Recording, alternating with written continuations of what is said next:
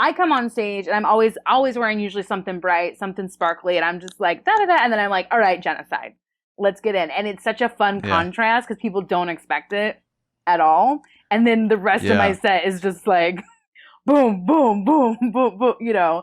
But I do think that because I've had like male comics say to me, "Oh, you're so lucky, you're a woman, you can get away with that," and I said, "Well, it's not that you can't. You just have to approach it differently and make sure you're not punching down. Because if people feel like this is a hate speech that you're giving on the stage, they're not going to laugh." What's up, guys, and thank you for tuning into this episode of the podcast. Before we start, this is a quick announcement to let you guys know that I'm dropping bonus episodes on Auxoro Premium. For the price of an iced coffee per month, you get 2 bonus episodes of my show, The Aux, every month that covers exciting, deep, and sometimes twisted topics like MK Ultra, the COVID lab leak hypothesis, Fight Club, dating, the obesity epidemic, ayahuasca, alien encounters, and more for less than $5 per month. In addition to 2 bonus episodes per month, you also get exclusive Ask Me Anything episodes, the ability to submit topic suggestions for the Aux and the Auxoro podcast, and access to all archived bonus episodes to binge at your leisure. Right now, there's over 25 hours of archived content, and it grows every month. For the best deal in premium podcasting, visit auxoro.supercast.com to sign up today. No topic off limits. That's Auxoro, AUXORO.supercast.com. Thank you for your support. And now, on to the episode.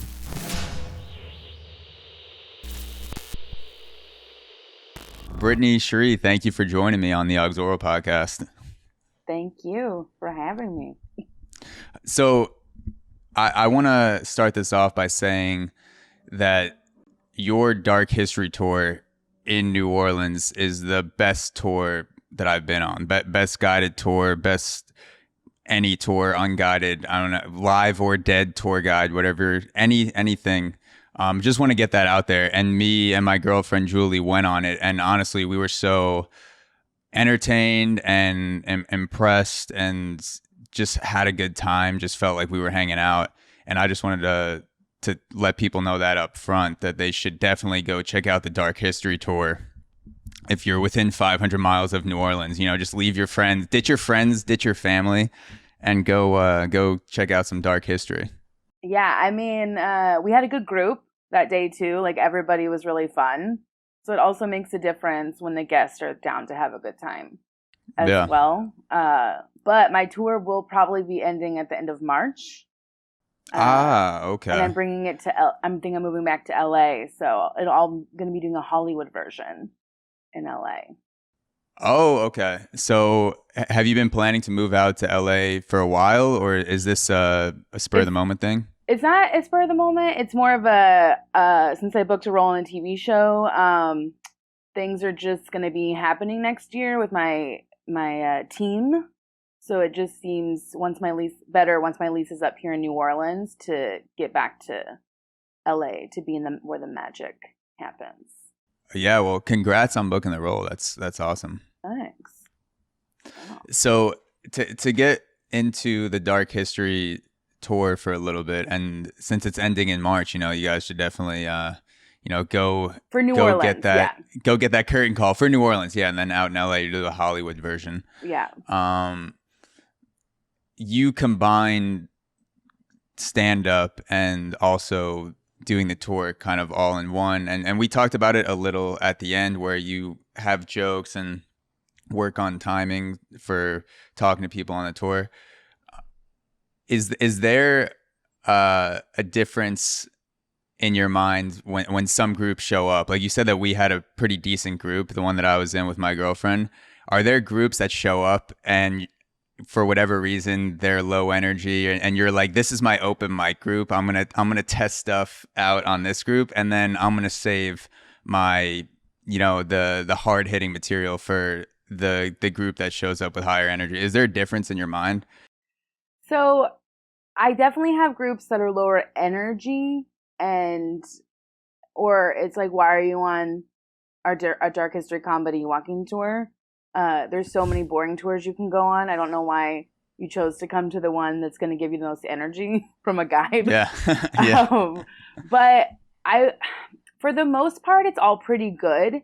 there's different people who give different, not everybody is super smiley all the time. So I've learned to just go by people's energies, and just because their face doesn't represent their spirit doesn't mean they're sad or boring people.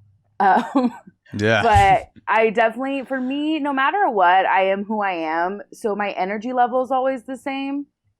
And if people don't like my jokes, I definitely just lean into it more, because I'm not going to have a bad time for 2 hours.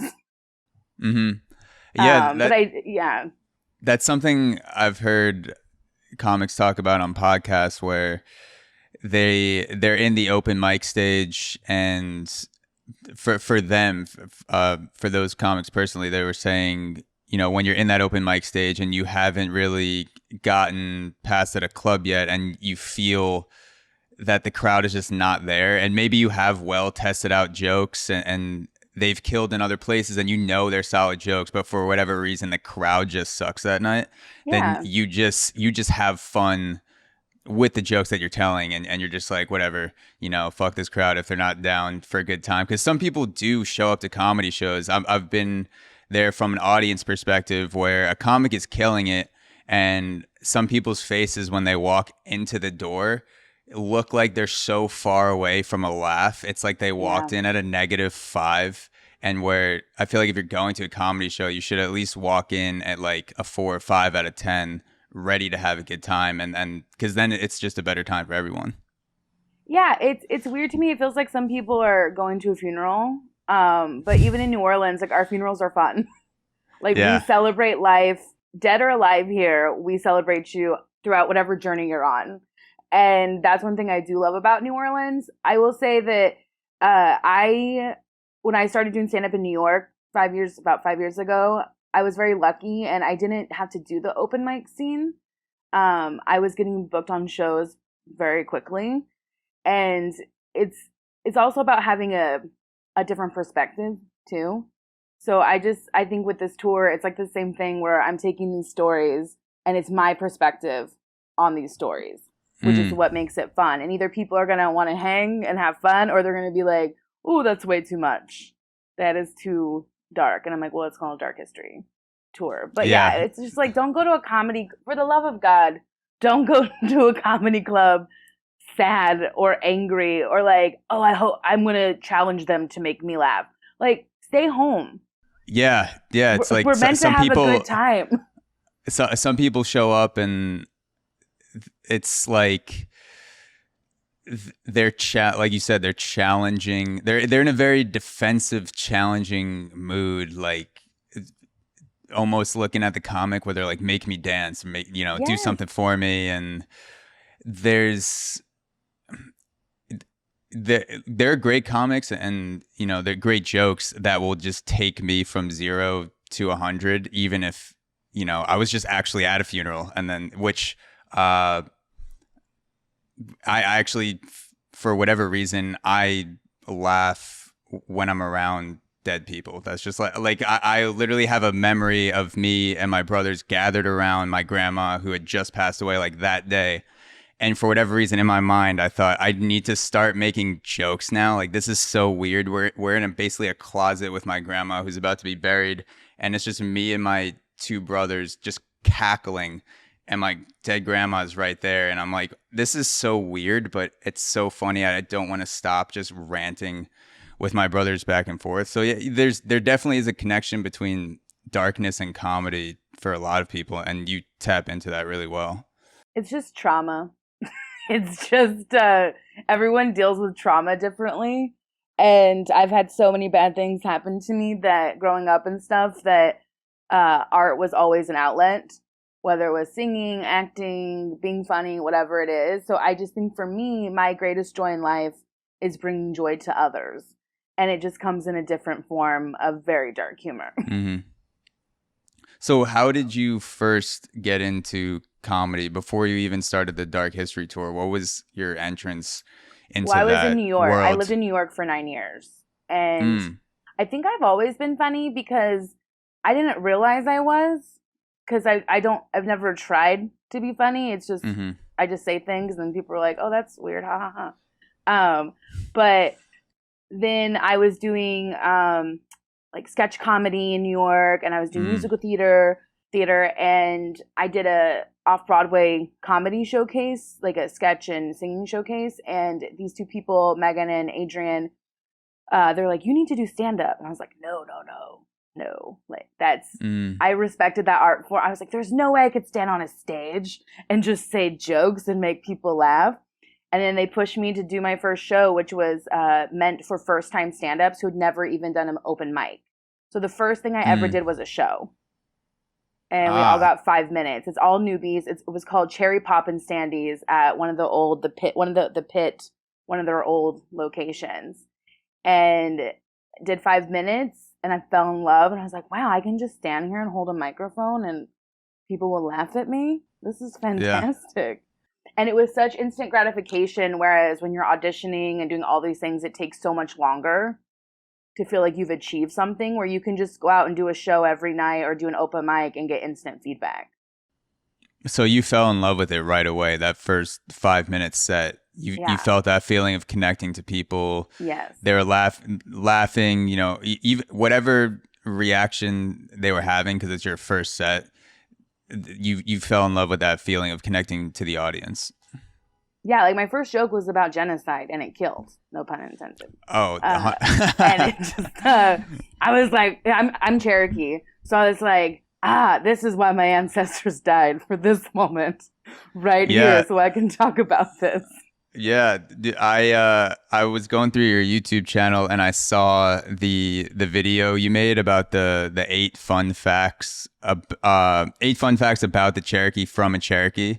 Yeah, and the way that you were talking about it was hilarious, because obviously the facts were not fun, but reading it as though they were made it funny. And it was just like, yeah, the Cherokee moved from this point in the United States. They didn't move.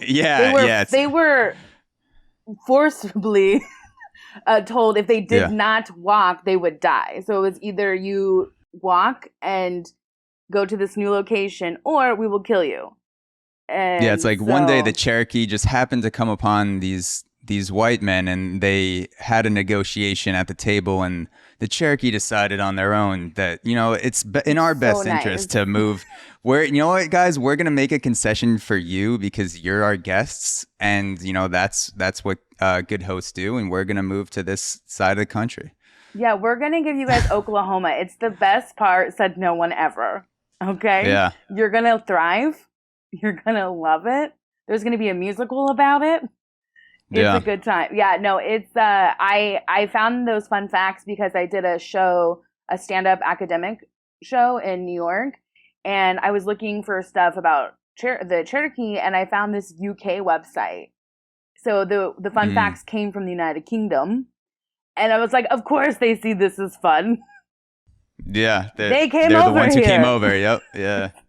It's always different in the eyes of the oppressor. You know what I mean? They always see it. They're always thriving, and the oppressor, like, help.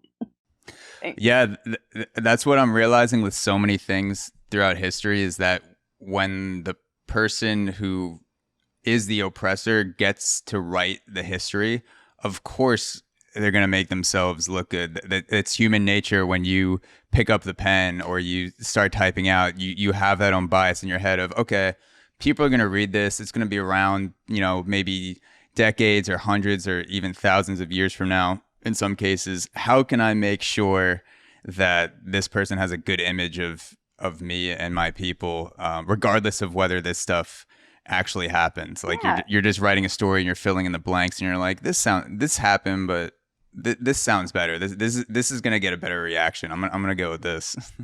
Yeah, I mean, if you write a bio about yourself, what do you put in the bio? You know what I'm saying? I had a drinking problem and hit my wife. Yeah. You say, I graduated from Juilliard and I performed in this. You always put your best stuff out there and how you want to be perceived and how you want it to continue on. Or you lead with the genocide like you did with your first stand-up set. You just get it out of the way. You're like, this is what I'm about, and this is what I did. And now just forget about that and think about me as a person. Don't pay attention to all these atrocities. I wish people would just like me for me and not what I did, you know? And I feel like that's Andrew Jackson. Yeah, exactly.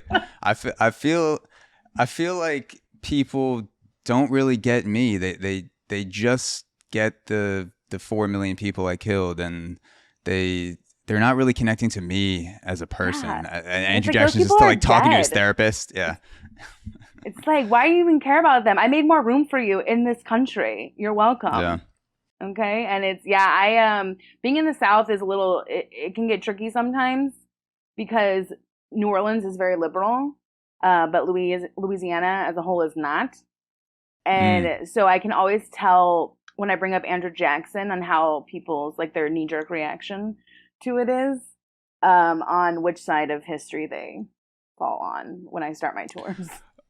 What's the typical reaction of someone who is pro Andrew Jackson or just has a good idea of Andrew Jackson in their head? Because I've been around New York my whole life, and I have the very brief textbook overview of Andrew Jackson, but I don't have, like, if you say the word Andrew Jackson, I don't really have any emotion one way or the other. If someone has a very positive view of Andrew Jackson, what do they typically react like on the tour if you make a joke about it?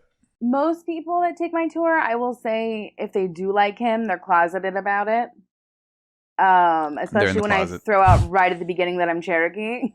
So they'll be like, I will say the best reaction I ever had was this woman who showed up wearing a shirt saying like, God bless everybody or something, but then told me how not to use Google because it's the devil, and like only to go to QAnon. And then I brought up Andrew Jackson, and she's like, she said, don't use Google, but go to QAnon. Yeah, and then she hated Andrew, but then she also hated Andrew Jackson. She was like, fuck that guy. Like, or am I allowed to say? Oh, 100%. Okay, yeah. I was like, I'm pretty sure, but I just want to make sure. But yeah, she was like, fuck that guy. And then she said, you know, she believes in God, but also she's had alien encounters, and she believes in ghosts. And so I was like, you don't know who you are. Yeah, so this is an extremely stable person, and she I think that's hilarious where she's like, listen, everything's a conspiracy. Don't listen to Google. Don't search it. It's all gonna control your search and what you're able to see. Also, you should come to this QAnon meeting later because we really know how things are working. And it's like you should probably it's like people become their rabbit holes. Everyone's literally just like a YouTube rabbit hole walking around, and you can tell which rabbit holes they went down by the first 3 minutes of conversation. And it's like, oh, you like, I don't even know if you believe what you're saying, but that's the rabbit hole that happened to get you. You're almost a victim of that rabbit hole in a sense where you just keep getting recommended the same shit over and over again. Well, and it's also, I was like, I whatever side you're on, like we're probably not going to change each other's mind by having a conversation. So at least stick to the side that you believe. It was just, there were so many times when she was so close to the point, but then, and then she told me she goes on the dark web and the FBI watches her. It was just the craziest interaction. But I also loved talking to her. I was like, please just keep talking and telling me these crazy things because I love it. I love every minute of it. No, that's the thing. I think a lot of times, in the moment, there are conversations that I've had with people that are kind of like that, where I am talking to someone that clearly believes things that are different than me, and things that I would even put into the sketchy, insane category, whatever it is.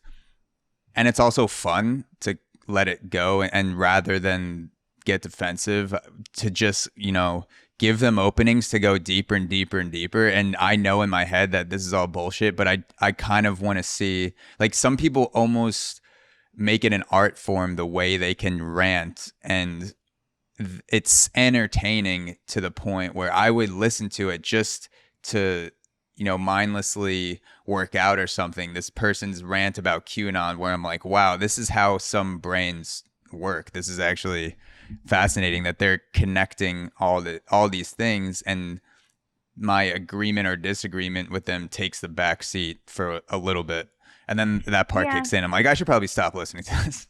Yeah, I mean, because it's crazy because they're not on drugs, but the way they rant is it's like, oh, what drugs are you on? Like, what got you there? Because after I did acid for the first time, it changed me for the better. I was like, oh, wow, I see the universe. Nothing matters. This is all stupid. No one wanted to be here. None of us asked for this. What was that like taking acid for the first time? Because I've never taken a full dose of any psychedelics. I've done like small doses of mushrooms, been super high to the point where I thought someone gave me a joint laced with LSD, but I've never actually fully tripped out. What was that like going on your first trip? Well, I made sure to do it with someone who I knew very well. She's one of my best friends. So we were just at her house. So at least it was a very comfortable environment. And it was in North Carolina, and her backyard is the woods. So we had places to walk and, it was really fun. I had my moments of crying on the kitchen floor, and I kept trying to leave and I couldn't. And this was before you took the drugs, right? No, crying on the kitchen floor. No, yeah. I was like, let me get this out. I know there's a lot. Yeah, you're like, and then I took the dose. Yes. I just started taking this acting class, and I swear to God, it has unlocked an emotion in me that now everything makes me just cry. And I'm like, this is not who I am. But yeah, when I did acid, I kept a journal of my first acid trip. And the notes some might say they're sad. I think they're inspiring. But I wrote down my biggest dream in this world is to live in a Christmas snow globe. And that's very inspiring. There's I stand by that. And then I just put I drew this drawing, and I'm not an artist, and of me on a mountain, but then the earth was below us.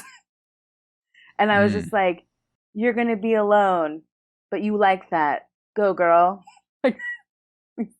And so a lot of isolation, you in a snow globe, and then you on a mountain. We don't have time to unpack all that. Yes. But it was was it a good sense of isolation? Was it a positive thing where you're like, I don't have to be like anyone else or everyone else, I could just be me? Or was it more like you felt you were being pulled away from people? Yeah, no, I like to be alone. I'm one of those extroverted introverts or introverted extroverts, whatever the correct way is to say it. That's the PC way. I think they go by extroverts now. Introverts, extroverts. No, I'm just kidding. I was like, wait, what? Oh God, no. I'm gonna get canceled for being who I am. No, yeah, leave me alone. I don't think there's a pronoun for that yet, for introverts, extroverts. No, I think my friend told me. I think it's omnivert. Vert fluid. Vert fluid. Yes. You could go in and out. I can't be put in a box. That's the thing. Is sometimes I want to be outside the box having fun, and sometimes I'm like, let me be in my box and nobody bother me. But that's I don't know. It's but yeah, I've done acid a few times since then. It's always been a great experience. So you think the journaling, done it in the French Quarter, and fantastic. Totally recommend. 10 out of 10. So do you think the journaling helped for the first time to kind of have a record or something to go back to see what was going on in your mind? Do you feel like that was helpful? Yeah, I think because some people will want to film themselves, and the worst thing you can do when you're tripping is get any reflection of yourself anywhere, because you will not be able to stop staring at your face. And you will, they tell people, if you go to the bathroom, do not get caught in a mirror. You will end up being in there for hours staring at yourself in a non-vanity way. Yeah. So kind of people will trip out and then see themselves whatever's going on, and your they eyes, won't be like able all of to a sudden go away. you'll be seeing like all your pores in your face and just like doing a deep dive into it, and then people are like, I haven't seen Brittanie in 2 hours, and yeah, that's wild. That should be a billboard, in every city. If you're tripping out, don't look at your face in the mirror, because I definitely would do that. If you do acid, there's always someone there to tell you don't get stuck in a mirror. So that's why I think I decided to journal, because I was just like, well, I can just write down. But I remember I was just sitting in the chair outside. We had a campfire going, and all of a sudden I was like, oh, I need to write some shit down. And I'm like, Hannah, what? Journal. Yeah. She's like, okay, let me get you journal. It was such a supportive time. And then what was so great though is we're standing in her woods, and I'm barefoot and I'm hugging trees, and I'm like, I'm so sorry, we're the trespassers. Like, I'm having just all these great moments. And Hannah had a really good upbringing. Like, both her parents were around. They were very, involved in her life. I had a little bit of different upbringing. And I was like, isn't it funny that we both had these different childhoods, but yet we're still here together doing acid in the woods. So like, none of it matters. Yeah, everything in your life was leading up to that one trip. But like, it just doesn't, to me, it's like, you think that only people who are going through stuff or had it hard or this kind of thing, like they would want to do drugs. But it's like, no, like psychedelics are just such a different thing. And you definitely should only do it if you're in a good mindset. But I have a theory that if all of our world leaders got together and did one big trip, everything could change. Oh yeah, I think if you got some mushroom tea into Kim Jong-un and Stalin, and just start crying over his dad. Oh yeah, you get them all together, and you show them pictures of people people that are doing well, and then you have that contrasted with people that are starving in the streets, and then you kind of mix that all together in like this Zoolander brainwash montage of do good for the world, when he's just sitting in front of the TV, like strapped in that scene, like, you were gonna kill the Malaysian prime minister, and it's instead it's like, you're gonna stop killing people in North Korea. I think you're not gonna kill them for laughing. Yeah, it's like your brain turns, and I'm speaking from a place of just reading about it, the effects that it has on people, but it seems like psychedelics have this malleable quality to your neurons where they grow a little bit and change a little bit, and you're more susceptible in that state to make changes in your personality and in your habits. So it's not far-fetched to think that if you could drug a world leader that was doing some bad shit and you got them in some trip state, kidnap them for a few hours. Yeah, it's the new Taken movies. Liam Neeson takes them and shoves psychedelics in their body. Oh my God. If Liam Neeson kidnapped Kim Jong-un and then forced him to go on a trip, and the whole movie was I will find you and I will kill you. And then Kim Jong-un realizes he was talking to his ego, his inner self. And he's like, my ego is now dead. Yeah, like, it's so crazy, because I totally understand the effects of doing too many psychedelics, and that it can then take over. And those are people who have now left all aspects of reality. But I will say it changed me after I did it, where I just started seeing things differently, where I was just more open. And when I have a problem, I'm stressed out, and I'll just think bigger picture. And one day I'm gonna die, and then finally I'll be free. And that's what keeps me going. Yeah. Is there a specific incidence where you thought to yourself, I would not have done this if I didn't take psychedelics, or you wouldn't have made this connection in your mind or treated a person this way if it wasn't for those trips? I feel like I am just more free in my thinking, and I was raised super religious and conservative, and then I moved to New York City when I was 22, and everything changed. Sometimes my family says I met the devil, and but your family says you're at the devil. But like, I met the devil, yeah. You met the devil. Okay. New York changed me. Where did you come from? From Bakersfield, California. Bakersfield, California. Okay, so that's conservative town.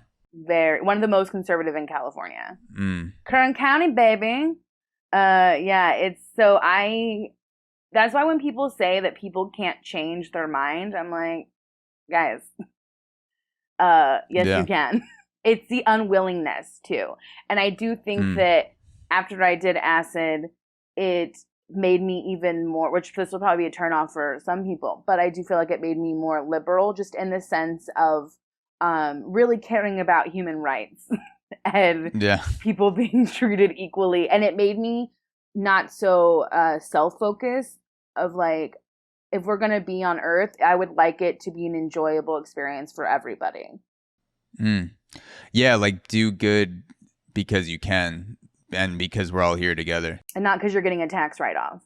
Yeah, that's that's a plus. I gotta learn how to do that. It seems like something that all the rich people are doing these days. So yeah, it's just like, I don't know. It's just crazy to me to not care about others just because you can't see them or they're not around you. It's crazy. And I do think psychedelics helped me just not be afraid to tap into that, because when I start thinking about all the bad things in the world, it does make me really sad. And so then I'll be like, okay, now I need to watch Friends or something just to like numb my brain. But I think that the problem is most of the people that have the money that could help don't. So it falls on the people who have the least. It's like, if we could just switch that and have the people who have the money be like, okay, you don't need to reinvent the wheel. Find all these people that are already trying to do good but don't have the funds, Anyway, I have all these ideas. Yeah. I'm an idea person. It's so many ideas, no follow through. That's me. No, but I mean, talking about it is the first step. A lot of people, most ideas never get into the speech stage. They just float away in the mind, and people, and myself included, there's most of my ideas just kind of flow out, and some of them I write down, most of them I never say. So there is something to just talking it out first to see if it's valid and to kind of check the logic of it, and then you can kind of move into the next stages. Yeah, like once I become rich and famous, first thing I'm doing is I'm something with shelter dogs or shelter animals. I'm like, I don't know what I gotta do, but I want to own 10 dogs, and I want to have a farm, and I want them to be free. Maybe some sheep. So like a free range situation, but for dogs, and then you don't kill them at the end. No, God, unless they're an asshole. No, I'm just kidding. Yeah, just the pieces of shit. Yeah, no. There's no bad dogs. I love all dogs. I love all dogs. They're all fantastic. Yeah, no, I think you definitely find people that are down with that cause to get more dogs together and to create that Haddish farm situation. You know who Tiffany Haddish is? Yeah. Yeah, she's opening a grocery store, like a chain of grocery stores in LA, because I think I can't remember where she said what part of LA, but I think it's where she grew, an area kind of where she grew up, and because they got rid of one of the main grocery stores, and so she's putting her money into building these grocery stores because there's a lot of Black-owned businesses that'll be able to put their products in her grocery stores. So that's her trying to, which I thought was just really cool. I was like, that's such a cool way. And people are like, well, why isn't it already going? She's like, there's so much red tape you don't even realize. Yeah. Just to do it. But I think that's really cool that she's doing that. Yeah, well, that's like going back to the tax write-offs, there are good things that can come from writing off taxes. Like in that situation, I don't know how she filed it, but if she created a business to put to give more opportunities to Black-owned businesses, if she created her own business to do that, then you can write that off through your own LLC and whatever company you set up. And so I don't think a lot of people are aware, and the only reason I'm aware of it is because I took accounting classes in college, but you can create a corporation and then spend money, and then the money that you spend is considered an expense, and you can just write it off, and there's no, as long as it's not illegal, you can basically do whatever you want. So there are a lot of situations where people are taking advantage of the law, but then there's also situations where people use that tax write-off for good. So oh yeah, I mean, use the law for you to help. If you have to use the law, if you can't help others without going through the law, then use the law to help you and to help others. There's nothing wrong with that. Yeah. Like if we could all get all the billionaires together and give them psychedelic doses and be like, don't you want to do dope shit with your money? Yeah. Sign this don't you check right here. Don't you want to do, we take all the cool billionaires that are already doing cool shit with their money, and when we put them all in a group and we dose the non-cool billionaires and we say, don't you want to be cool? Don't you want to do dope shit? You know, you can't. But they're going to space now. That's the problem. Yeah, they're leaving. So they're just like, some of them are just like, we're done with humanity. It's not even investing in your community. They won't even invest in their own Earth, like in their own world. They're like, we're sorry. There's other worlds that we can't wait to destroy. Yeah. There's they go on TV and they have interviews and they'll say, you know, I want to do all I can to help this world, and I believe we can save this planet. And then another part of them behind closed doors is like, I think we need to get the fuck out of here. we should go to another planet and kind of chill there. I say good riddance. You know, that's here's the thing. I don't trust space and I don't trust the ocean. You don't trust the ocean? I don't trust things that I can't figure out. So like space, there's so much that obviously we have never explored. And I'm like, there is stuff out there I'm not ready to see. Same with the ocean. As soon as you get to the dark spots and it's just a deep abyss, no thank you. Where do all these, the myths and the legends come from? They come from somewhere, okay? Mermaids are real. That's what I'm saying, Zach. Mermaids are real. I can't disprove that. They're like, too many psychedelics with this one. Yeah. I mean, I'm sure if I take enough, I will actually see a mermaid. Maybe if I look in the mirror, that's why no one looks in the mirror, because everyone just sees himself as a mermaid. Hair with a fork, just brushing your hair like Ariel. Here's the other side of that is, before you started comedy, to you, wasn't that like an abyss? That was like a dark thing where you weren't sure what would happen, and you went into comedy like it was kind of this funny ocean where people are just floating around, and some people are at the top, some people start and they just sink to the bottom, and other people are kind of just in the middle. Wouldn't most things in life be like kind of that untapped, unexplored ocean in that sense, where you don't really know what it is until you get into it? I mean, what I'm hearing is that, one, you think I'm a marine biologist and an astronaut, so thank you so much for comparing me to that. 100%. Two things I've never wanted to be. Comedic. You're a comedic explorer in the open sea sense. Yeah. Last night I had a teacher on my tour, and she was like, you comedians are just like teachers. And I was like, I think people are giving comedians way too much credit.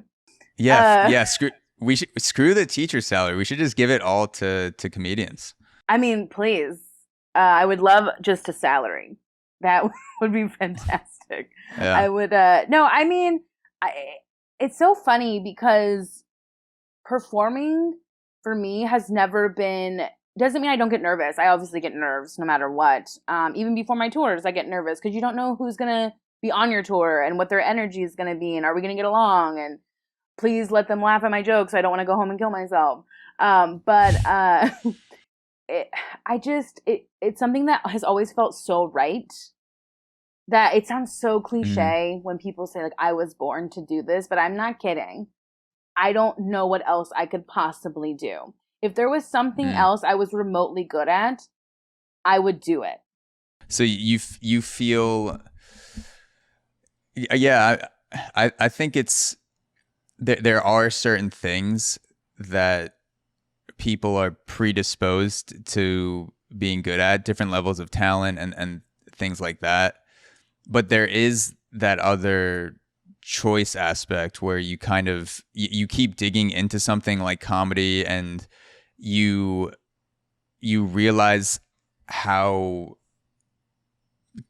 much better you can get, and all there is to telling good jokes. And in a way with podcasting, I felt like I had some natural ability to go on rants and have conversations with people who mostly didn't want to kill themselves. So I was like, oh, there might be something here. Maybe I should do podcasting. I didn't even know I wanted to do podcasting until I recorded a conversation. So did you know you wanted to do something in comedy even before comedy, or was it more you realized looking back on it that there was no other way, like everything was leading up to here, and I don't think I would have the same passion or level of commitment to something else?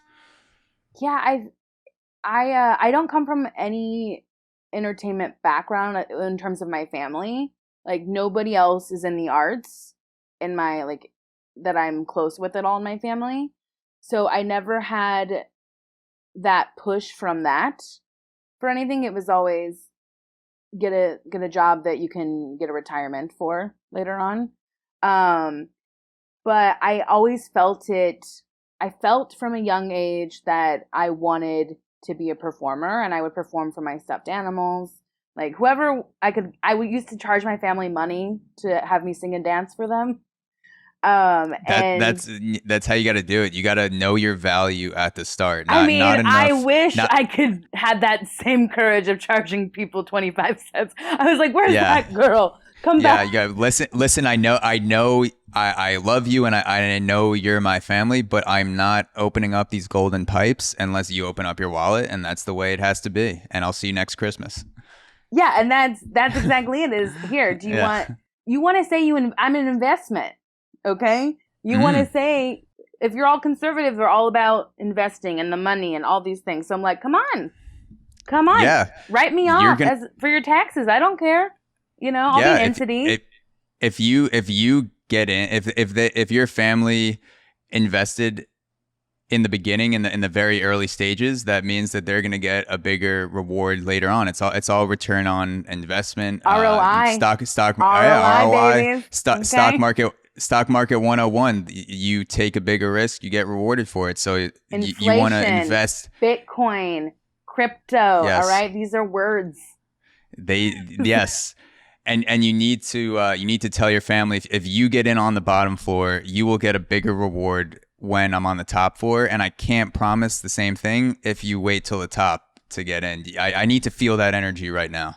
Yeah, and I will say that there's something to be said about really having to force yourself to want it because you do, and not because people are pushing you towards it. So I think for me, the biggest change in the last couple months has just been allowing myself to say, okay, yes, this is what I want to do.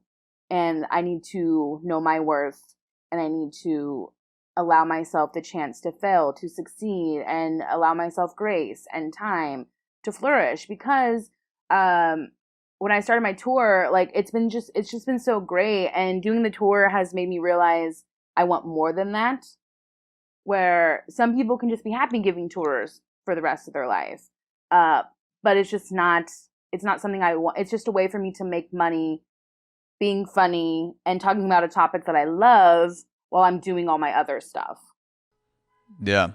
You basically created your own venue to work out material and work out, whether it's tour, comedy, or combined. You can take your research, you can apply it, and you can do however many tours you do a day.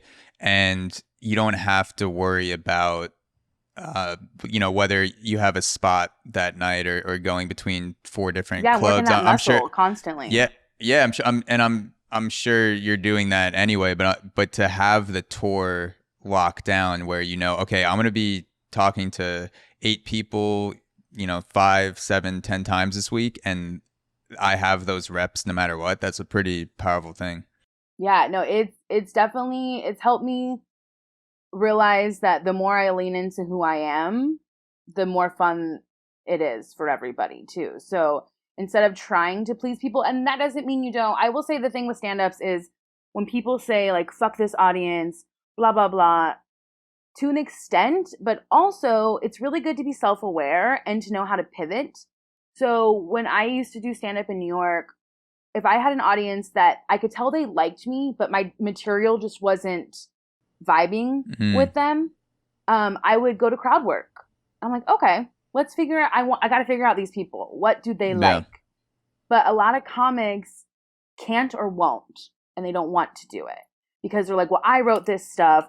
And to me, that's the difference in people who create for self-indulgence reasons because it's all about them rather than wanting to help people and leave them feeling better, entertaining them. So for me, no matter what I'm doing, if it's stand-up, singing, acting, writing, it's always because I want people to be able to escape, even if it's a tough topic. I just want people to have a good time. I just consider myself an entertainer, and it's not about me.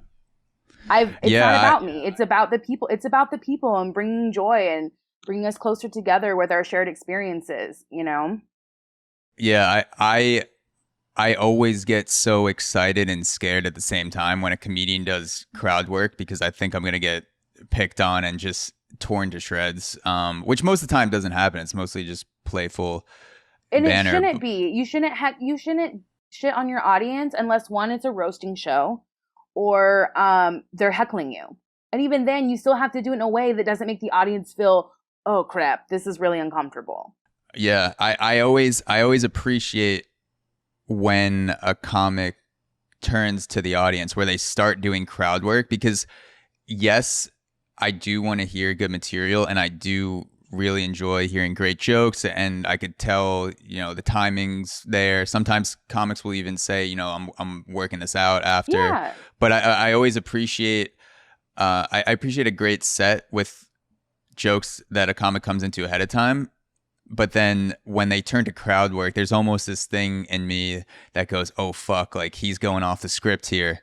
Let's see what happens. Or she's going off the script here, this is not pre-planned. This person could say anything. There's like a wild element in that moment, especially in a small club where a comic will pick their head up and start looking around and just be like, you guys together? And that could turn into like a 4-minute rant sometimes, depending on how much they're getting from that person or what they're getting from that person. That could turn into, half of a 15-minute set is just talking to a couple people. So and it shouldn't unless your material, something's just not clicking with the material. Yeah. Like always come in ready to do your set. But my favorite show I ever did was at the Grizzly Pear in the West Village, and it was a midnight show. So your audience, you'd never know what audience you're getting at a midnight show. Sometimes it's just a bunch of drunk people that you conned into paying to come watch stand-up. Oh, yeah. But this audience, they were not into people who were not dark. And so I get up there and I am doing some jokes and it's going okay. And then I just look at them and I go, y'all want dark? And they're like, fuck yeah. Yeah. And I was like, are you sure? Are you sure? Because I am the queen of darkness. So if you want... Some guy stands up. He's like, I'm ready to kill myself right now. Let's go. And I'm like, great. Same. So I did all this material. I was raped when I was 19 and I have all these jokes about it. That's been very therapeutic, but I don't bring it out every time. You feel when it's the right moment to bring it up. And it killed. And it was, it felt like I had just got a standing O at Madison Square Garden. It was in this tiny little backspace of the bar. And I had women come up to me after and thank me because they had never been able to laugh about what happened to them. And I even had a guy come up to me and tell me he was assaulted, but no one takes it seriously because he's a man. And but there were so many laughs. People were laughing. So afterwards it came the reflection and all the more somber stuff. But in the moment it was fantastic. And we were just oh yeah, this is what we're laughing about tonight, Yeah. And those moments to me are like why I feel like for me, that's why I perform is I just want people to leave either hopefully something makes them feel a little bit better. Maybe they're still depressed, but at least like, well, at least I know this person's depressed with me and we've gone through the same stuff, you know? Yeah, there's a conversation that I've had probably 4 or 5 times in different kind of energy levels and different sort of forms, which is that jokes about certain things just are never funny. And I've had conversations with people that say, you know, you can't tell jokes about rape, you can't tell jokes about pedophiles, can't tell jokes about, you know, whatever certain gender, race, whatever it is.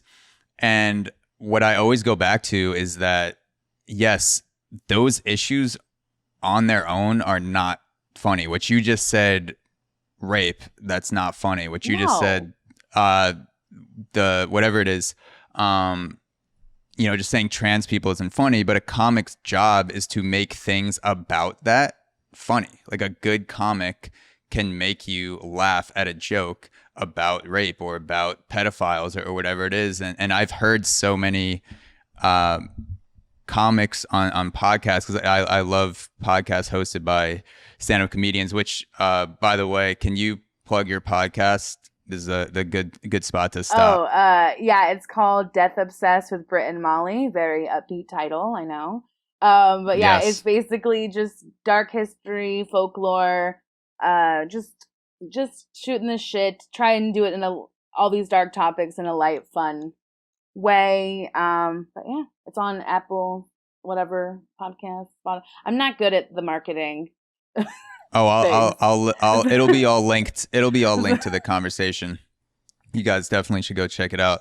But yeah, so I've heard so many comics tell jokes about those sort of quote unquote off limits topics that have been absolutely hilarious, and a lot of those comics are speaking from their own personal experience. That's the key too. Yeah, and part of their healing process, it seems like they're being funny about it to get through it, and then it's also providing entertainment to the audience. So it's not like this comic is just up there, you know, being a martyr and saying like, I'm gonna do this to talk about this experience that happened to me that's off limits because I'm just trying to get laughs. It's like, no, like they're probably thinking about a lot of that same shit. They probably thought about it 1,000 times in their head.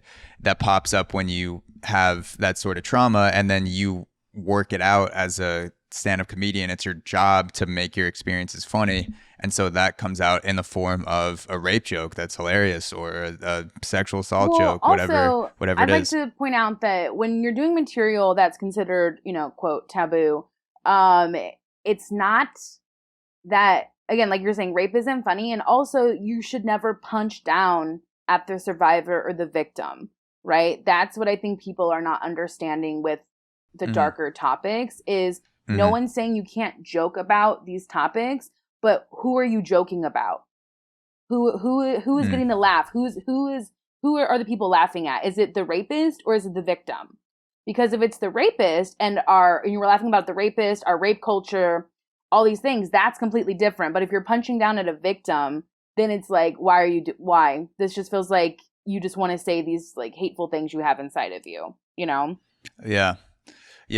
I just listened to a comedian named Hannah Dickinson on the Honeydew podcast with Ryan Sickler. And one of the funniest things I've heard in a long time on a podcast is her describing a situation where she got raped by an Uber driver. An Uber driver dragged her out of an Uber. She was passed out. She tells the whole story on the Honeydew for anyone who wants to look it up. The Honeydew with Ryan Sickler with Hannah Dickinson.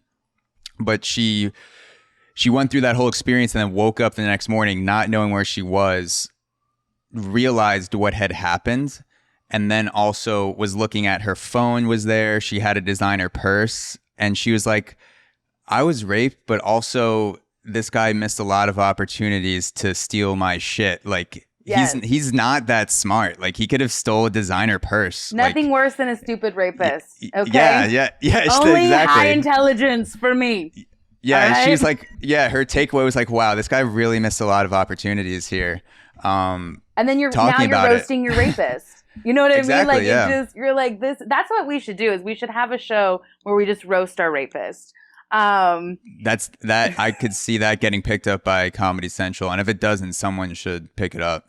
Also, don't take my idea. Yeah, don't take it. It's been copyrighted here. Please, this is all I have. Don't take these things from me. No, but yeah, it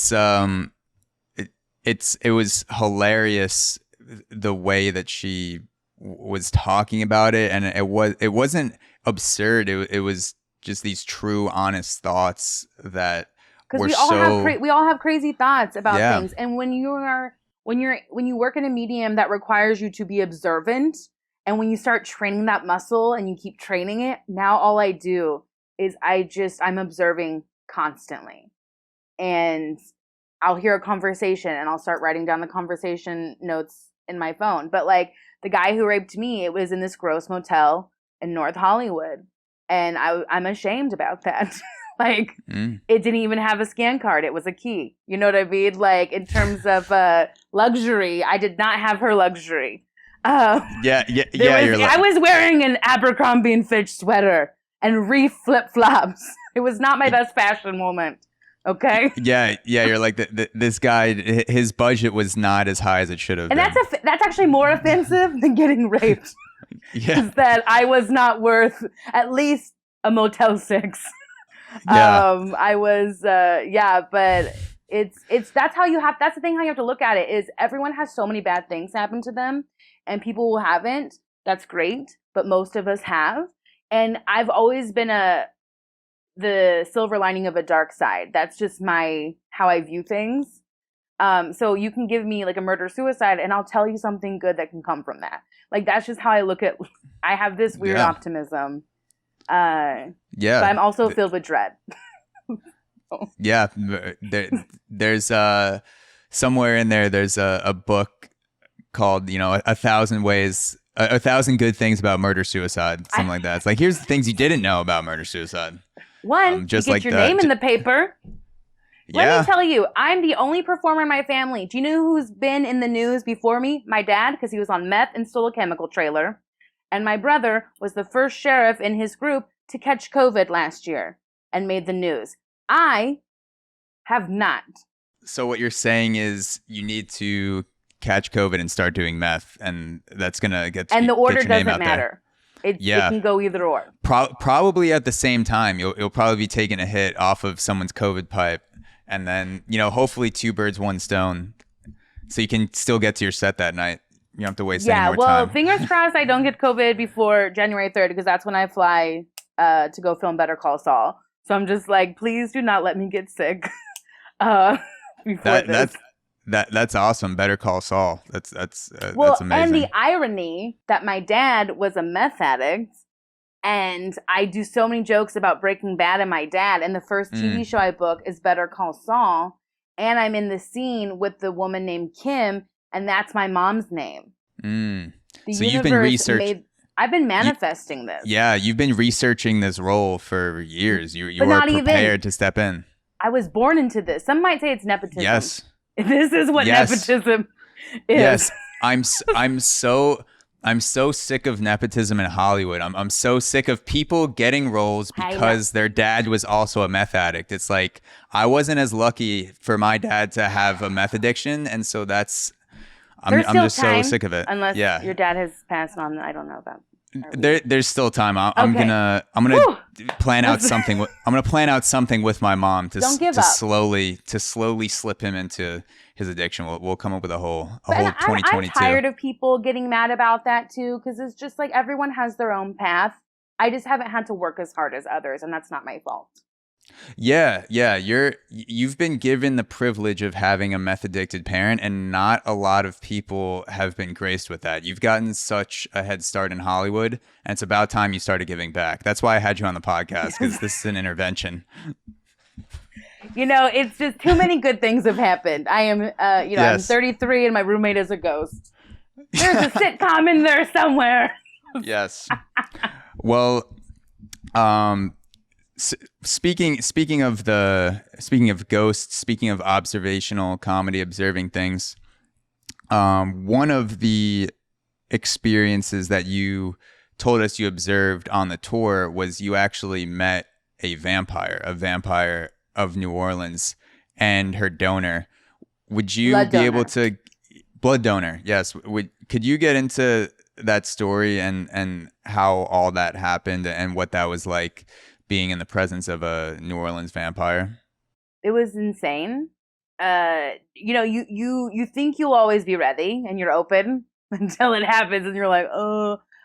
So I was just walking down the street with my friend Jen, and we're just peeking into a window at this hotel, just like, oh, that looks like a nice hotel. And this woman walks up to us with her man following behind her, and she's like, hi, are you looking for the Ursuline convent?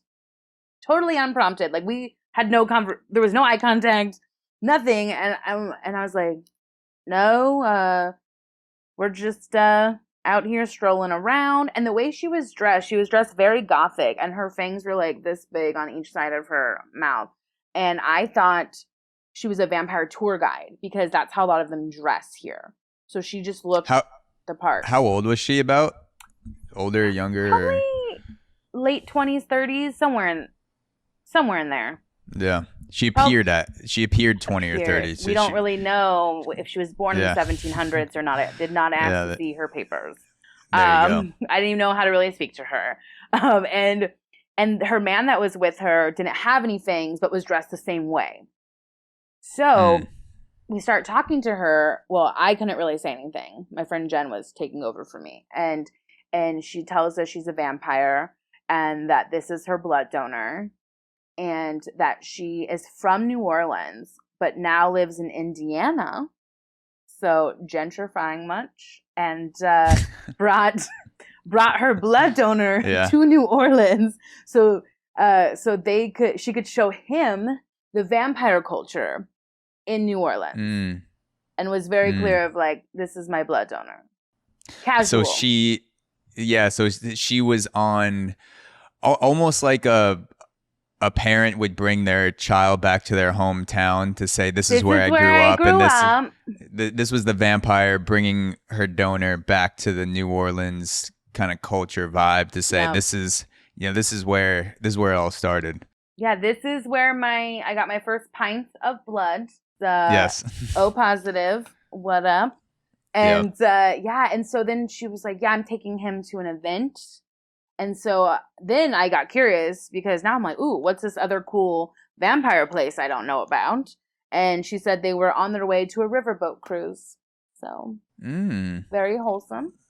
Very, very classy. That I can't, I can't imagine what I would be thinking in that moment. That's kind of one of the situations where I would think that this is ridiculous. How does this woman live like this? But then also it's interesting and engaging if someone walked up to me on the street and was talking about their vampirism. It would be so ridiculous, but so like, this opportunity may never happen again to walk around and talk to someone who believes that they're a vampire. And I want to just see how this person's mind works from that standpoint. And like, how did they get into that? She's not hurting anybody. Anyone who's a donor volunteers, and they all get tested before they drink from them. Mm-hmm. So they're not hurting anyone. And if that's what they believe and they feel, and they're not hurting anybody, then okay. And but yeah, I'm very rarely ever speechless. I'm a talker, and I was like, I did not know. And thank God my friend Jen was keeping the conversation going, because I was like, wow, I have been in so many situations where I have to pivot and have to go off script. And this moment I felt myself. And what did she seem like outside of being a vampire? Did she seem like a chill person? Did she seem so weird or awkward? Just very calm.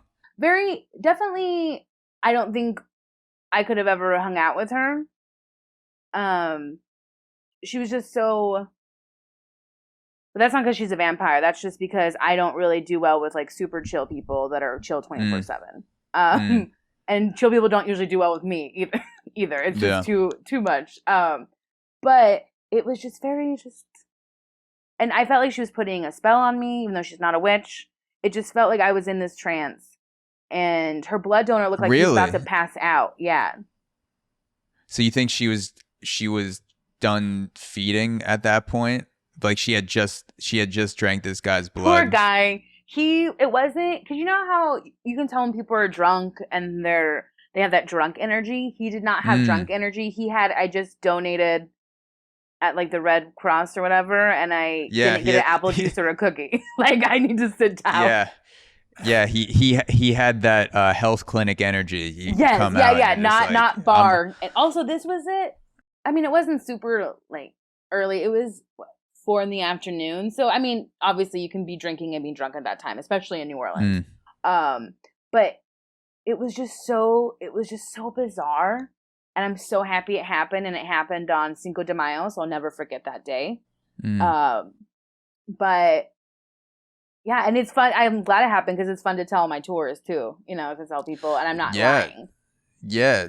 So did she get into the process of how she actually drinks the blood? Like, does she physically bite this dude? Did he put it in a bag or something, and then she drinks it like a Capri Sun? Like, did she talk about how that stuff works? I mean, come on, Zach. Like, what do you talk about on a first date? You know, like we just met each other. You asked that person, if you were to suck my blood, how would you do it? I just want to know. Like, I'm not saying it's gonna happen. We'll see. That's third date territory. But like, if you were going to, how would you do it? We swapped stories. I said, well, when I drink, coffee, this is how I do it. Now you tell me how you drink yours. Yes. Caffeinated, decaffeinated. Yeah. What is that? Yeah. No, negative. we didn't get into it because they were running late to the riverboat cruise. I mean, they were in transit, but there is I can't remember if I told you guys on the tour, but there is a documentary on Netflix called Dark Tourist. And Dark Tourist. And it has a 15-minute section on the vampires of New Orleans. And they show you how they drink and do all that stuff. And none of it's gory. It's very fascinating. That was how I learned most of my vampire stuff for my tour, was from this documentary. Because they go straight to the source. That's one of the things that stuck out on the tour for me was just the culture of vampirism in New Orleans, and how I think you said there's 300 active vampires also, or something. I've added this joke to my tour that I thought was thought it was very obvious that it was a joke. So I say the 300. I go, we have 300 vampires. How do we get that number? They filled out their census, and everyone thinks I'm being serious. Yeah, you get a paper mailed to your house, and they're like, we're just checking in, like, Caucasian black vampire. I tell them not to say. Yeah, I tell them the most checked box is Latina vampire, and they all think, they go, Latina, really? And I'm not like only 3 people out of all the people I've told this to now all think I'm being serious. That just makes it even better. If I was on the tour and I'm watching people seriously Google like Latina vampire, like looking for something on the History Channel about how Latinas became the dominant culture for vampires. I support that diversity. Yeah, it's so funny because I'm really good at, if I want people to believe something I'm saying when I'm lying, I'm really good at holding a straight face and making them be like, I can't tell. But then I also love that New Orleans is so magical and confusing to people that they're like, if any place was ever going to have a census for vampires, it would be New Orleans. So they're actually thinking logically when they think that it's a real thing. Yeah, no, I mean, I was only in New Orleans for a weekend, but I feel like I was more open to believing in more supernatural things or things that I would consider absurd in New York. Like there's definitely There's definitely more of a wall. Yeah, there's definitely more of a wall between the supernatural and the way that I think in New York, as opposed to somewhere like New Orleans, where you're just surrounded by it. You can almost feel a difference when every other building that you're walking by has been haunted by someone, or there's a story behind it. You literally feel it coming off of the buildings, and there is something there to being in the place and, you know, kind of feeling opened up because of that energy. Yeah, no, I mean, I love it. I love just walking around and being like, yeah, I'm sure someone died here. Someone did. And I mean, think about, we're surrounded by so many cemeteries. New Orleans is actually not a very big city. I think people think it's really big. It is very easy to go from one side to the other and to drive around. And then the French Quarter is so tiny. You can walk the French Quarter so easily. But yeah, we're just surrounded by cemeteries. Yeah. We're surrounded just by I mean, they say there's more dead people than alive people in New Orleans. I believe it. Especially the ghosts hanging around. If you count that in the dead census, they're still like, there. I might be dead, but I am thriving, so you better count me, bitch. Yes. Okay? I bring in tourism. Like, our dead bring in tourism. Yeah, that's hilarious. You open up a book for the states and their number one kind of like export that brings in tourism. It's like Texas, guns; California, weed; Louisiana, ghosts. Yeah, I mean, it's people come here just for that stuff. Just to people. So many people want to take a ghost tour, and I really try and do my best also to not lie. And if I'm lying, it's because I'm saying a joke usually, and then I'm like, guys, I'm just kidding. Like, I was fucking with you. But I do my best to tell you the history as it's been passed down, it's been told, it's been written, because New Orleans has such interesting history. You don't have to make it up. What's your favorite supernatural experience to talk about? Because you mentioned a couple on the tour. Is there an experience that stands out to you above the rest that you've had that you could kind of walk us through?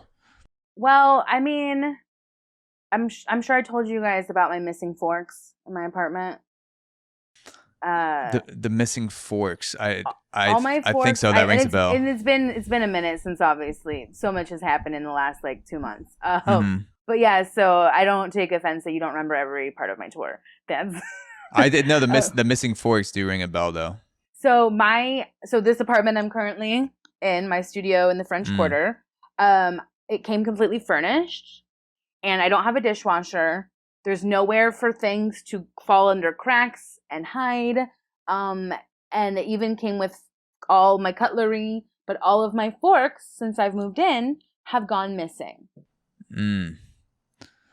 Never found them anywhere in the apartment. And I have checked. 4 forks.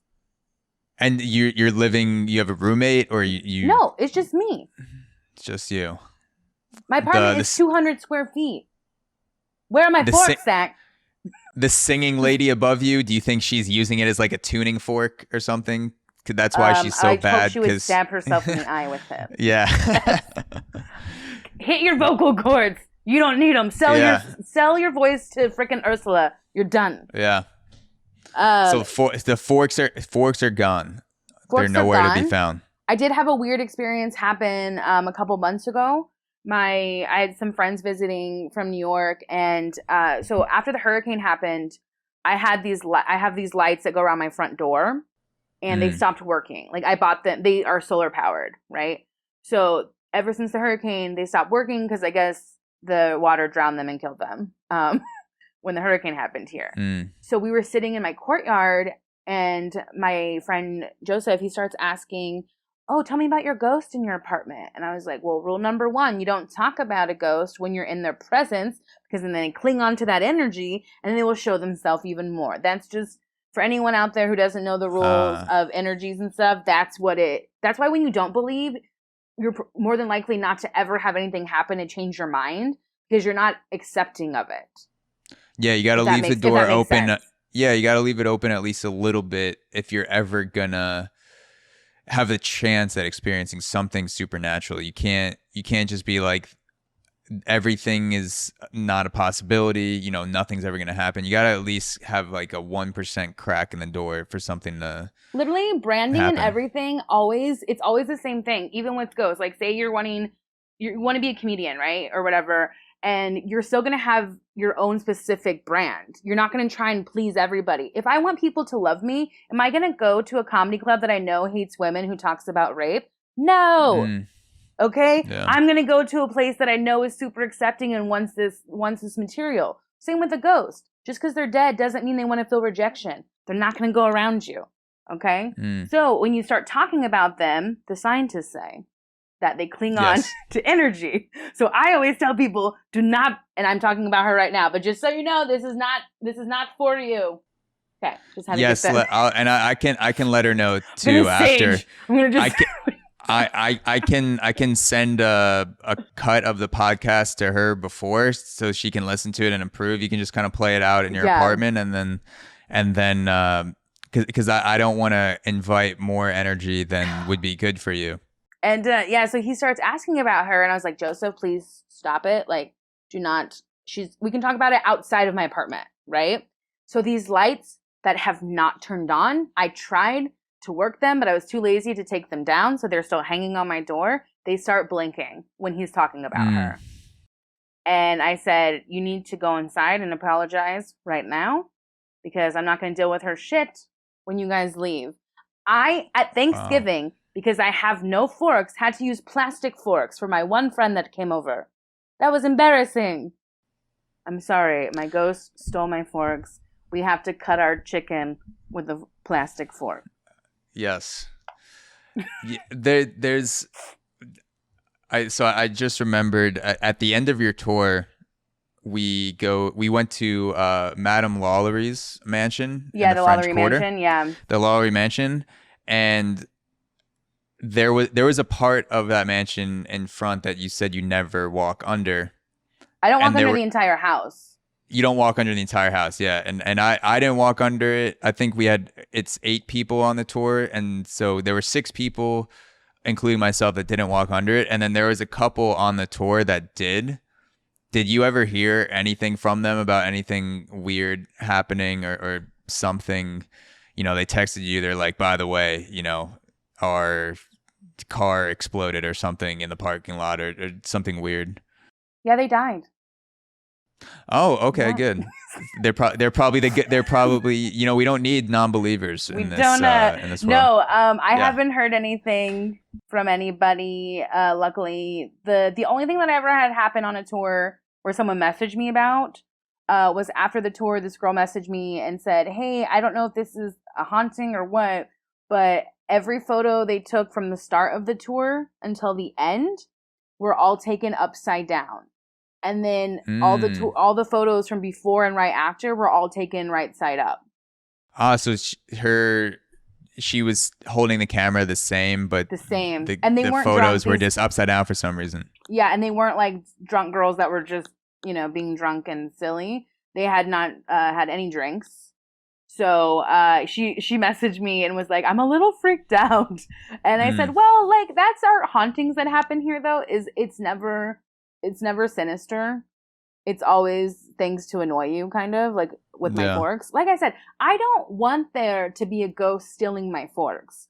But I also don't want to think that my landlord is coming in and taking my forks either. I don't know which one would make me feel better. That would be like some high level mind fuckery if someone was coming into your apartment and only stealing forks, or like they would just steal your left shoe just so you would know that you wouldn't think you misplaced it. You would know that someone came in, or they moved something around and put it in a different spot. That you either have a possible serial killer in your apartment or a ghost. So I would rather have the ghost. You want that ghost energy. Yeah, like I'm sure for people that don't believe in stuff, I probably sound like a crazy person. But the thing is, I always try and think it's something logical first. And I'm not going to lie, I feel kind of bad because I did blame my friend Jen. She lives in her van. She's a van lifer out here. And when it was first happening, when the first 2 forks went missing, I was like, Jen, it's so crazy. Just some of my forks are just gone. And, trying to be like, did you take my forks, Jen? And she's like, I didn't take your forks, Brittany. I would ask to borrow a fork from you if I really needed a fork. And I was like, just so you know, it's a safe space. You can just return it casually. I kind of hoping it was you. But no? Damn it. All right. Back to square one. And then 4. Yeah. I've had 4 go missing. So it's just 1 goes missing. Maybe I accidentally threw it in the trash. Maybe, whatever. Even 2. But the 4th one, I don't know how to explain it anymore, Yeah, it's... I get people, like having doubts about things. Of course, that's a good thing. And when I hear the camera story about the photos turning upside down, my first instinct is that, okay, there definitely is a technological something weird that went on in there. Let me not say definitely, because that's 100%, but the 99.9% chance there was something technologically, maybe they didn't realize, they switched a setting, something like that. I don't know. But there's still 0.01% of my brain that goes, okay, maybe it's not a ghost, but there's something that we don't yet understand or have the technology to understand that is responsible for whatever happened to the camera. Or like the people on the tour who walked under Madame LaLaurie's balcony, or I don't know what you call it, kind of like gallery. A gallery. That was one of the things from the tour, the difference between a balcony and a gallery. So now it's hardened into my brain. But yeah, even if you don't think that bad things happening to people that walk under that gallery has a supernatural explanation, I still wouldn't test it. Like there's still a healthy respect in my mind for the unknown. Even though the unknown, supernatural, my mind is always going to gravitate towards the logical explanation first, and then rather than say it has supernatural explanations, I'll say, okay, we just don't know yet. If it is supernatural, I don't want to be like the guy, punching that thing in the face, going like, come on, like do something, because if it is on the off chance, then like why put yourself in that position? I don't really get the testing kind of pissing things off that you don't understand or you don't believe that are there. You can just be like, LaLaurie, because that's the house where all these slaves were tortured and killed. So for me, it's just such a weird one for people to try and flex on, because I'm like, even if you don't believe in the hauntings, the history is still real of these terrible things that happen in this mansion. So why not still be respectful of it? Yeah, the stuff you're talking about on the tour about Madame LaLaurie was some of the darkest, wildest shit I've ever heard. It's my least favorite part of the entire tour, but it's everyone. It's always the most requested, and so it's just a part of it. Yeah, it's like you almost don't believe that it's real. You believe that that's the supernatural part of the tour, but no, there's this person that was experimenting on slaves and putting them in boxes and chopping off their body parts and attaching it to other parts of their body. Like it's I don't know. I feel like there's something that stays in an architectural structure that maybe we don't yet have the ability to see with tools, like some sort of energy. When something bad or good happens in a place, I think there's some sort of mark left behind, and we feel that as this, that's, I get a chill, or I have a dark energy, or you're in a good place and you feel, and maybe an extra layer of warmth when you're standing in that place. I think maybe we'll have some sort of tool or some sort of knowledge that we gain in the future that gives us an explanation for some of those things, where we can actually see, if you have an experience in a room, there's going to be some stuff left on the surface that has a, you know, maybe 1,000-year half-life. Like the experience is actually still being lived in this room. And so when I was at that house, at the LaLaurie Mansion, it just felt, it's heavy, fucked up. Yeah, like I was like, wow, this some dark, messed up shit why would you happened not in this feel mansion. energy? We feel energy with, like, I can meet someone and instantly be like, ooh, do not like this. I don't know what you have going on, but this energy, my energy does not like this. So I'm gonna go. This is not. So why would it, if there's that much heavy energy happening from all these terrible things, how could something not stay?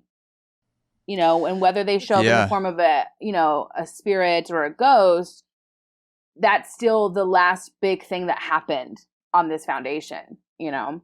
Yeah, it makes sense because there have been imprints left on material that is, there have been, like if you take a fingernail and you scratch an apple, there's going to be some sort of mark left behind. Yeah. And that's barely anything. That's just you taking your fingertip and applying slight pressure and breaking the surface of the apple.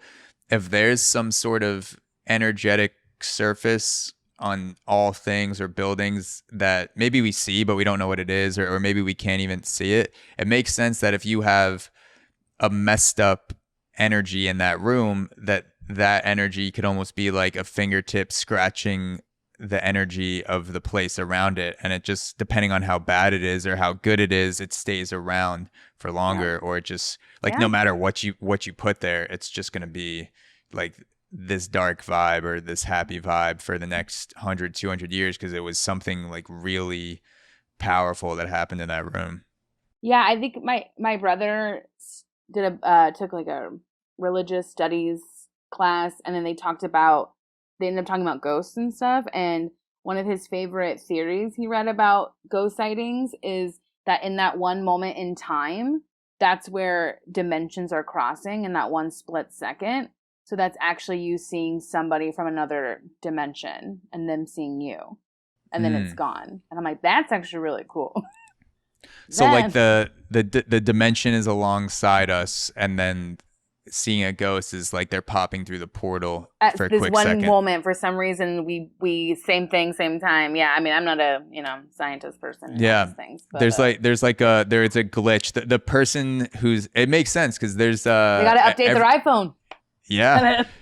If there's a job for everything, and some people are bad at their jobs, so maybe it's that the person in charge of keeping the dimensional wall intact in New Orleans is just drunk or like super bad at his job for whatever reason. He's just not a good worker, and he leaves too many holes in the wall. And he's like, I fell asleep once, and now we're the city of the dead. Yes. It just took one time.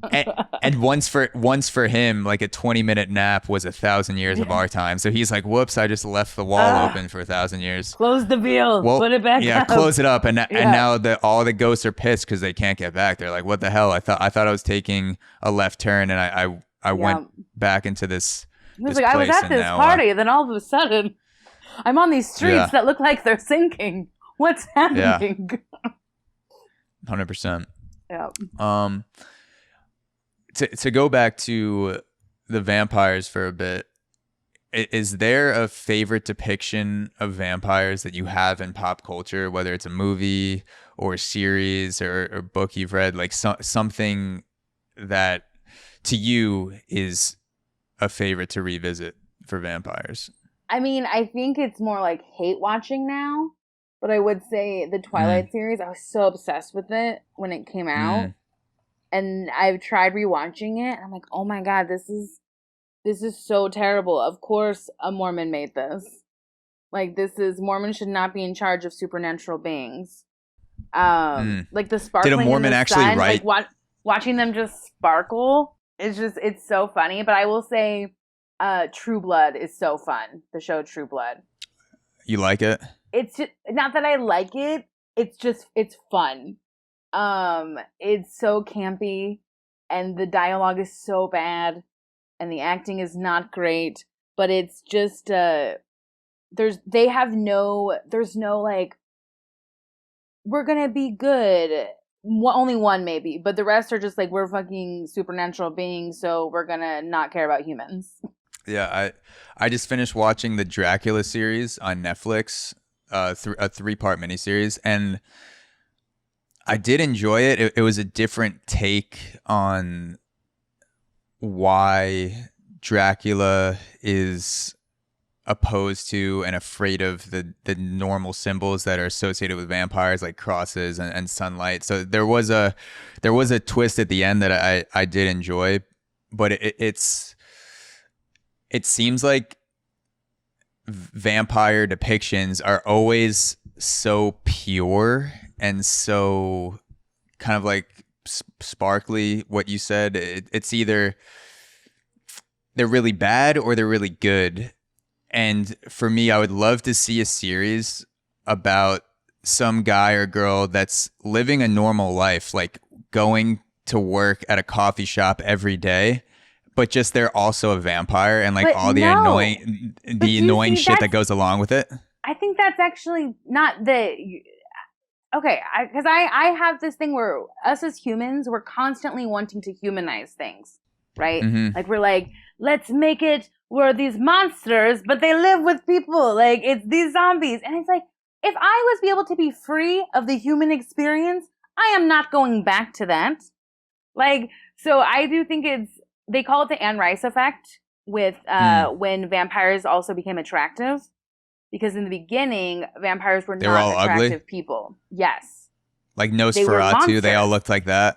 Yeah, they were scary. And then Anne Rice came in, which R.I.P., she just passed away.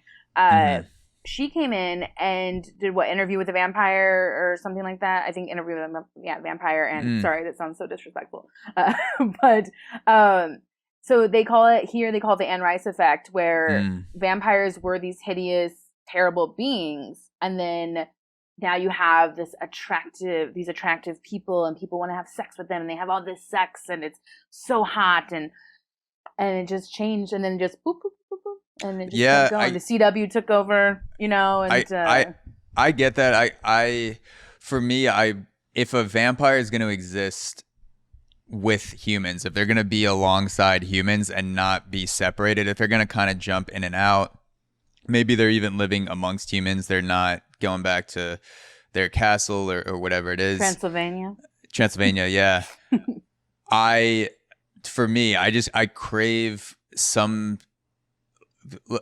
I think it would be interesting to just write something that is semi-normal but has the annoyances and the realities of like the shit that you would have to do that other people think are weird, but they don't know you're a vampire, or maybe you only tell your best friend. Like you're swiping on Hinge or Tinder, not because you're like you want to go on a date, but it's like, it's my time of the month. Like, I gotta feed on someone tonight. And it's like, you're like, she's just swiping with her best friend through guys, like talking about which one she's going to eat tonight. Like, oh, this one's pretty cute. Well, he's like 5'10". What about what we do in the shadows?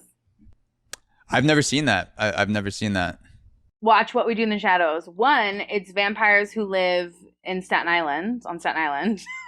And they were supposed to take over the New World once they arrived, but they just ended up staying in Staten Island. Okay. I think I've seen the movie, but is this the TV series? It's the TV series. TV series, yeah. Okay. It's on Hulu, and I just started watching it. The writing is fantastic, and I will definitely check that out. Yeah, because they definitely have to feed and do all these things, but it does show them, like, they go to a council meeting and stuff and talk to the people at the council in Staten Island. So that would probably be the closest to what you're craving for something that's currently out. But that's how many Netflix... sorry, I don't want to cut you off. Oh, yeah. I was going to say, that's also the only, like, I feel like the older I get, the more I'm just like, yeah, kill the humans, please. Yeah. Just take them out. Just stop. The humans have to stop humanizing the vampires. We need to vampire the humans. That's what needs to happen. Yeah. This is also an example of how spoiled I am with the amount of shows that are out now, where I'm like, I don't just want a vampire show. I want an entire cast and crew and screenwriter to write something for me the vampire shows, the 9 shows that are on Netflix and Hulu aren't enough. I really need one that slides in perfectly to my niche, where 20 years ago I'd be like, oh, there's a vampire show on, I guess I'll watch that. Yeah, I would say definitely give What We Do in the Shadows a try, because I don't know if you like dry humor, all this stuff, but it's really well done. And I'm only on episode 5. People kept recommending it to me. They're like, have you watched What We Do in the Shadows? I'm like, no. They're like, what? I'm like, I know. And then I finally did, and I was like, okay, yeah, this is really funny. Yeah. But I mean, I feel like they did that I didn't end up watching it because it was too gory for me, but Santa Clarita Diet with Drew Barrymore, where she was turned into a zombie. Okay. And I haven't seen that either. So, I mean, it's not the vampirism, but it is zombies. And I think they live in a suburb. And all of a sudden she turns into a zombie. So it's them trying to live as still a normal family in the suburbs. As zombies. Yes. As Drew Barrymore. People love it. It's so gory that for me, even though I love this stuff, I can't watch a lot of blood stuff. So that's interesting. So you can get into the dark side of things, but visually it's very hard. You don't like super gory. Yeah. The Saw movies made me throw up in my mouth, actually. Oh, yeah. I mean, I think I saw the first, maybe the second one, and then at that point I was like, who is this for? At that point it just kind of felt like the director was making porn for himself, where he's jerking off, being like, this doesn't do it for me anymore. I need this guy to saw off his foot and eat it in this movie. Yeah, we're gonna play Jesus a game. Christ. No, we're not. I'm not gonna play. Yeah. Kill me now. Yeah. I'm not gonna go through this. I'm the wrong person you chose. Sorry, Jigsaw. Not for me. I do not like a challenge. Yeah, and at a certain point, it doesn't feel creative anymore, because it's just upping the ante on what already worked, rather than doing a different twist for Saw 5 or better Saw games, 6. More blood. It's no. Yeah, even the games make give me maybe they made this, I have no idea. Give me a Saw where the victims turn it on Saw and turn that into a game on him, or tickle fights. Give me a Saw where tell me a joke. He gets replaced. He gets replaced with a guy who's just into the most humane punishment possible, and he's like, I'm gonna make you guys go to bed early tonight unless one of you chops off your foot. And they're just like, that's fine. I'll go to bed early. Actually, my doctor says I could sleep more. So yeah, I feel like unless they did a political version where he's like, your challenge is to get universal health care for the United States, and unless that happens, your head will be chopped off and you'll be thrown into a meat grinder. And it's we might as well start it because it's not going to happen. I mean, we definitely would get a lot more bills passed if the Republicans and Democrats were just arguing on the House floor and nothing was getting done, and all of a sudden the president pops up in a jigsaw mess, is like, we're going to play a little game. Yeah. And everyone's like, is that Biden? Shut up. Like, you mean democracy? I said, we're going to play a little game. Yeah. Democracy hasn't worked. We're going to get into... let's play some charades. We're going to get into something else. Yeah. Yeah. So to end off... Also, she's playing the guitar now. She's playing the guitar. Wow. Yeah, you definitely got to get a clip of that for the intro. We'll throw that in. I don't think we should encourage that. The guitar isn't so bad, but it's just I don't like it. Because I know the singing is going to follow. Yeah, for those of you listening, there is a world-class singer-songwriter that lives above Brittanie, that graces her ears 14 hours a day with just her humbling. Impressive. Humbling. Brittanie told me before the podcast, she said, I was going to pursue a career in comedy, but I heard the person above me play guitar, and now I don't think I could ever do something that beautiful. I could never make my audience react like she makes me react. Yeah. And for that, I'm gonna go to school for accounting now. Gonna give up. Dance. Yes. To end off, I wanted to ask you, you obviously, you get into you're not afraid to get into the dark side of life, and the dark history tour in New Orleans, you seem to gravitate towards finding the humor and finding the interesting side of the darker things that happen to us, and the darker situations that have happened to other people in history. So for you, if someone's listening to this podcast that maybe, pushes away darker things, or they just haven't really given themselves the freedom or the opportunity to explore some darker topics because, maybe they had a super religious upbringing, or they've just had something that's blocked them from exploring that part. To you, what would you say to someone who is just closed off to dark things, not because they don't like it necessarily, but because they just haven't given themselves the freedom to explore? So I guess I feel like people shy away from the dark because, again, it's considered taboo, all these topics, right? But to me, how can we ever change or try to be better if we shy away from the things that are making the situations dark? So conversations and communication are the best way for us to move forward as a society and to understand each other. We don't all have to have the same, you don't have to be like me and make jokes about dark things, but we should not shy away from having conversations. And I think the more people that shy away from it, a lot of people I think are afraid to open up because that would also require a lot of empathy, and it would require giving a fuck. It's so much easier to stay closed off and not allow yourself, like, I love my mother, but she lives in her little blonde bubble and she does not let anything bad enter into her bubble. And we're so opposite in that. And it is such a ignorance is bliss, right? So even with dark stuff, like, it's all things that should be talked about. And I think people feel like, oh, they're preaching at me, blah, blah, blah. It's like, no, but how much worse would life be if we couldn't laugh at these things? Like, we would just be sad. But most people who've actually gone through real shit laugh. And they know. I did a show in New York for a bunch of men who lived in a home because they're addicts. And I did a stand-up show for 60 men. And let me tell you, one of the best audiences I ever had, because they're not pretending to be offended. They're not like, I feel like I should be offended or I can't talk about this. They've hit rock bottom. So they're just more open. And they're like, no, if we don't laugh, we're going to cry. If we don't try and still push through and allow these things to be like, okay, I'm going to sit in this for a second, I'm still going to move forward, it doesn't mean I forget it. So I just encourage so many people to not shy away because, one, welcome to the dark side. So much better. So much better. Who's always having more fun? People with sticks up their ass?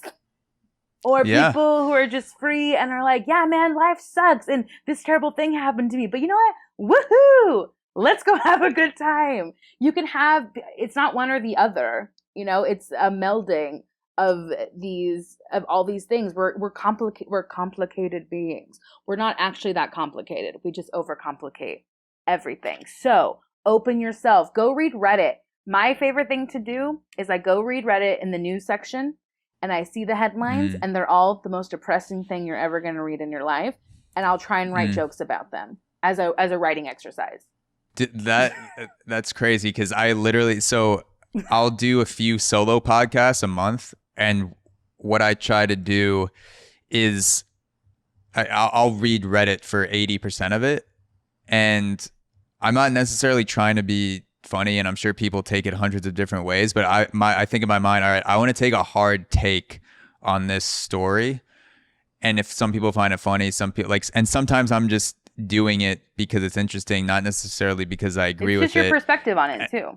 Yeah, and I love scrolling through Reddit and scrolling through headlines and being like, all right, I may not know everything about this topic, but what's something that I could say that someone would listen to this take for 10 minutes or, just get some level of enjoyment out of this, because I'm not an expert, but I can, talk about stuff with a freedom that maybe experts can't talk about and try to find some light side and some of the darker shit. Yeah, I feel like we should have a new show called The Silver Lining, where because they'll try to have shows called like Good News and like all this stuff of like, well, let's just say good news. It's like, no, let's say the bad headlines and let's find a positive.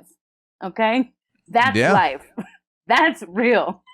Yeah. Like there should be a segment to kick off every show, murder suicides around the world this week, and then find something positive about that murder suicide. I have a joke in my stand-up about a man in Japan who murdered all these women, and he gave them a choice between suicide or murder. And my takeaway was how nice that women are being given a choice. We've been fighting for that for years. Yeah, it's about time. Chivalry is not dead, you guys. Yes. You know, and they all chose murder. So yeah, but that was their choice. Their body, their choice. And I was like, I think we need to be more specific when we say our body, our choice. We got to have some limits. Some limits. That's why I think about rapists too, is that we have all these signs in school growing up that say you can do it, and like if you first don't succeed, try again. There should be asterisks of like not involving murder, not involving rape. Like there's some things that you shouldn't aspire to be better at. And I think this starts at a young age. We have to start instilling these things. Like a spin or just like a deep dive into the 10 Commandments. Thou shalt not kill, thou shalt not steal, and be like, listen, here are the pros and cons. You can steal from Walmart, but you can't steal from your poor neighbor. The amount of avocados I have not swiped at the self-checkout, okay? Yeah. No, that's... I'm so glad that you tell jokes like that, because I'll be at shows sometimes where there's a feeling that comes over the audience, and it's just everyone closes up, and I feel that. It's like impossible not to feel that as part of a group, because I feel like just like the comic and the audience feed off of each other, people in the audience also feed off of each other. Yeah. And someone will say one word on stage, will be like murder, suicide, and then all of a sudden people just like, well, you can't you can't just say murder, suicide. You have to ease people into it. Yes, but sometimes I don't even know why I'm tightening up. It's almost like I've been trained to stop reacting when I hear certain topics. And I could think the joke is hilarious, and I try my best to relinquish myself of like that tight butthole. Like you literally just like, you sit up in your seat and you're like, but yeah, it's a weird, you can really affect a show as an audience member by just being more open and just being like, I'm gonna fucking laugh at the shit that I think is funny, and other people kind of feed off that, and then makes the whole show better. And this might be a hot take. I actually feel the one positive about being a female comedian, you won't hear that a lot, people say that, is that I do feel that I can actually get away with the darker topics a lot easier than a male comedian can. There's just why do you think that is? I think it's because men have done most of the bad stuff in history. At least that's documented. That's what's good or bad. It's men at the forefront of like all of the history that gets taught. So I think that, and most cases of like violence, it's men at the top of the list. So I think that when a woman comes in, the audience is like, well, it's coming from the victim, from the person that's not mainly doing the stuff that they're talking about. So it's just more accepted. And usually, like, I come on stage and I'm always wearing usually something bright, something sparkly, and I'm just like da da da, and then I'm like, all right, genocide, let's get in. And it's such a fun contrast because people don't expect it at all. And then the rest of my set is just like, boom, boom, boom, boom, boom, you know. But I do think that, because I've had like male comics say to me, oh, you're so lucky you're a woman, you can get away with that. And I said, well, it's not that you can't, you just have to approach it differently and make sure you're not punching down. Because if people feel like this is a hate speech that you're giving on the stage, they're not going to laugh. Yeah. It could be that maybe those male comics just haven't figured out a way to make it funny yet. Like you have. You haven't. Everyone has their own perspective, and people can feel when you're being fake. And I don't mean making up stories. I laugh all the time at stories that haven't actually happened, but it's funny. I just mean kind of giving off an energy that isn't really. Are you doing this show because you're trying to be edgy, or is it because this is actually your perspective on this? Yeah. Like, are you actually an edgy person, or are you playing an edgy role right now? Are you like, it's sometimes if you read something on paper, it could be funny, but the mismatch between the energy of the comedian and the material will kill the laughter a lot of times, at least from what I've seen as an audience member. One of my favorite male comedians is Anthony Jeselnik. Oh, I just watched Fire in the Maternity Ward. No, the one right before that. I'm blanking out on the Thoughts and Prayers. Yep. That was my introduction to him.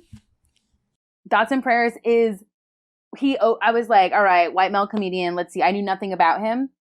He opened up with a brilliant dead baby joke, and I was like, I am sold. This is so good. And he is so like that's why I tell people, I go watch Anthony Jeselnik. He makes up his stories, and he talks about everything. Yes, and you can see him on stage getting energy off of the discomfort. He's not. He is playing a character in a sense, but he's also being genuine about the fact that he clearly loves. Like he doesn't. He seemed like the smirks he was giving during that special, it was almost at the most uncomfortable moments. We love a Jeselnik smirk. Yeah, like it just got the audience like closed up, and he's just like, yeah, that's right. Like I fucking did that. I just fucking made you do that, and now it's gonna get worse. Yeah. So he's amazing. Yeah. Well, thank you, Brittanie, for hopping on the podcast. I really do appreciate your time. Can you plug all of your stuff one more time so people can go check it out? And I'll link everything that you say in the description as well. So if you have Instagram, the best way to find all my links is to go to my Instagram, because I have a link tree in my bio. So then everything is just linked there. But my Instagram is @It's Brittanie Bitch, and that is ITSBRITTANIEBITCH. Yes. And but yeah, that's I feel like the best way. But yeah, my podcast, Death Obsessed, Apple, Spotify, I think Amazon or whatever too. Yeah. Awesome. Well, thank you, Brittanie. Good luck with the rest of your time in New Orleans and LA with Better Call Saul. That's fucking awesome. And can't wait to say I talked to that person on the screen. That's I already feel grateful. I already feel grateful, and now a blonde white man. Yes. Yes. Please, we're done with them. We're done. Yes. But yeah, thank you again so much. I really do appreciate your time, and you're hilarious, and your tour is great, and I know whatever you do, you're gonna crush it. So thanks so much. Thanks again. So nice. Now what happens?